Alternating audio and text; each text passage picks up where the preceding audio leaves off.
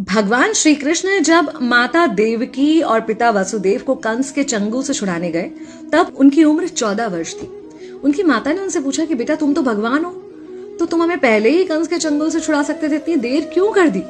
तो कृष्ण जी ने कहा, माता क्या पिछले जन्म में आपने मुझे 14 वर्ष का वनवास नहीं दिया था? माता हैरान रह गई, बोली ये क्या कह रहे हैं आप? तब कृष्ण जी ने बताया कि पिछले जन्म में मैं राम था और आप थी माता कैकेयी और आप ही ने मुझे 14 वर्ष का वनवास दिया था और कर्म फल से कोई नहीं बच सकता माता, इसलिए आपको 14 साल का ये दुख सहना पड़ा।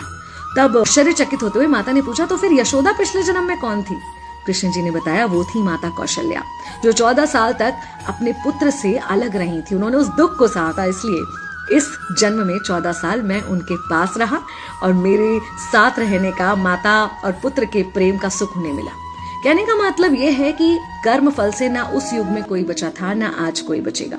खुद भगवान भी कर्म फल से नहीं बच सकते, इसलिए अपने हर एक कर्म को बहुत सोच समझ कर कीजिए, क्योंकि जिसके भी खिलाफ आप कुछ गलत कर रहे हैं उससे आपकी शत्रुता कुछ समय या शायद एक जन्म की है, लेकिन उसके साथ कुछ गलत करके आप अपने कई जन्म बिगाड़ सकते हैं।